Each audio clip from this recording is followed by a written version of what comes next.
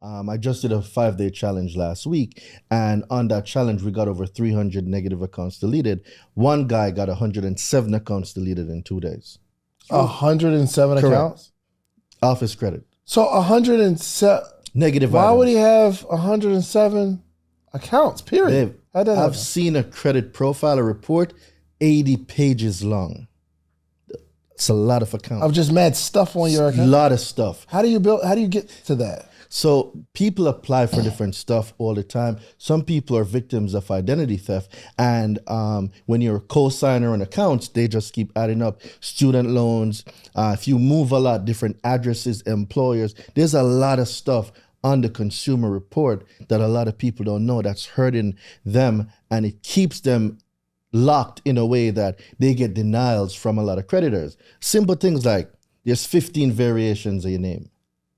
A creditor sees that, you're going to get denied. I don't know if you're just out here in these streets using different names to apply for credit, so people get denied. Hold on. 15 addresses. variations of your name. What do you mean? Darain Delevante. Yeah. Darain Q Delevante. Q Delevante Darain. Variations of your name and also other people's name that's on your accounts. I see this all the time. So when lenders see this, like if I see David Shands David, or David D. Shan, I'm like, well, is he using different names to apply for different accounts? No, I'm not going to approve. I got you. So one creditor might have me down as David Shan. Correct. But another creditor, they might list me, same name, but they happen to list last names first, where it says Shands, comma, David. Correct. So for a lender, they see that as a red flag. Red flag. Even though you didn't do anything Correct. wrong. I got you. Or some people might use the middle initial, some people use the whole Correct. middle name. I got you. Or identity theft. If they're a victim of it, other names show up on their profiles. Or if they have similar names to other people, they can have combined profiles. It's a lot of stuff. And people get denied all the time and don't know the reason So why. like a father, son, maybe there's a junior type situation. Correct. Yeah, it's little nuances like that that has the biggest impact, but a lot of people don't know. So the moral of the story is don't name your child a junior or they have a risk for credit inefficiencies. Is that right? Well, I wouldn't necessarily say that. Just be aware. I'd say be aware of what's on there. Pull it 3 times a month, because a consumer Pull the credit 3 times a month? when you pull your own reports, it doesn't get a hard pull. So there's a thing called a hard pull if a lender or an institution or a firm pulls it. But there's a thing called a soft pull. When I, Darain, pull my own report, you don't get dinged for it. It's a soft pull. You don't get dinged at all, or it's a At soft all. pull? Nope, not at all. It's called a soft pull. You're pulling your own reports. It doesn't affect you.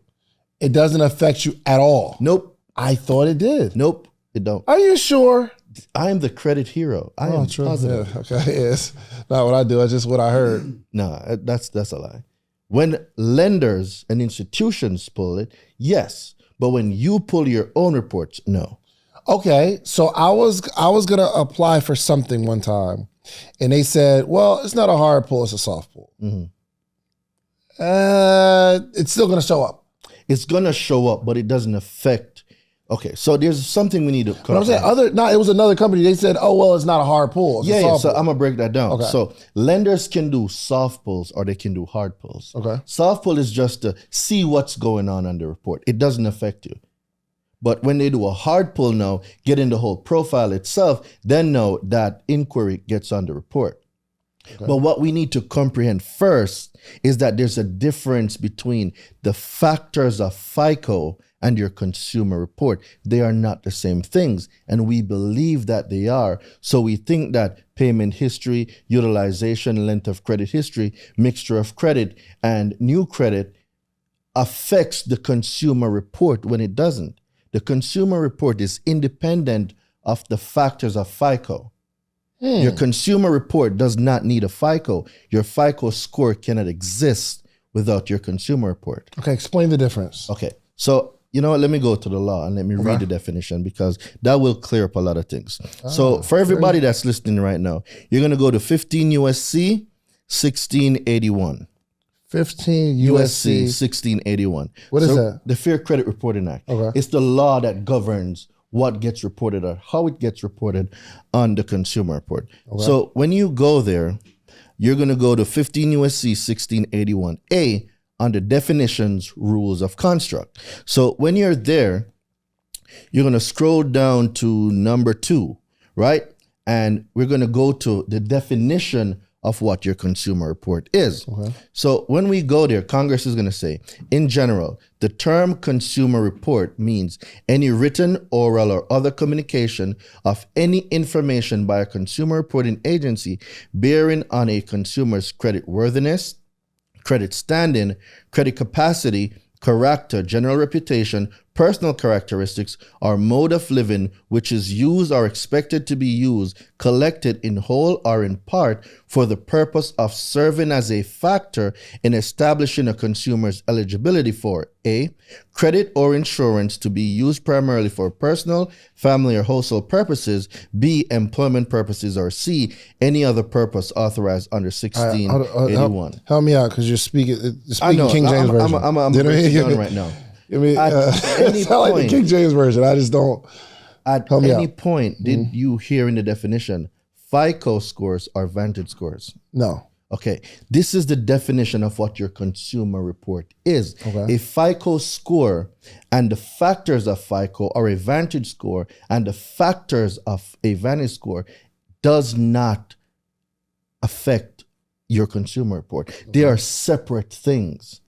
So when I'll go to get a car, are they pulling my FICO or are they pulling my consumer report? They're pulling your FICO, but your FICO is a result of the information that is used from your consumer report. FICO is an algorithm. I see. Okay, so FICO is just an algorithm. Correct. It's quantifying what's on the consumer report. Why is this important to me? Because when you know what's a factor on your consumer report and what belongs there, you control the narrative. For example, what if I told you that late payments are illegal and shouldn't even be on anybody's consumer report? Late payments are illegal. Illegal, not legal, illegal. Not supposed to be there. And they're not supposed to be there. Utilizations too. See here, okay, you know what it reminds me of? And I'll let you explain it. But where somebody says, well, legally, every person is owed $20 million because of their social security number or something like that. Well, I don't know about that part, but I can. You've heard that though before, right? I have, but I can prove everything I say right now. I can prove. I love that. So before the end of this interview, I'm going to prove a few things. Okay. And if I don't, I'll sell you $1,000. So I'm going to prove that a FICO or a Vantage is not a part of the consumer report. I just did that. I'm going to prove a late payment does not exist on your consumer report. Okay. I'm going to prove that utilizations does not exist on your consumer report. So I'm going to prove 4 things. Well, let me ask this question. Let's say I have a credit card and I pay it late and they report it late. That goes on my FICO score. Well, that affects my FICO score. That's a factor of FICO. That's not a factor of your consumer report. Right, but it affects my FICO score. It does affect your FICO if you let it.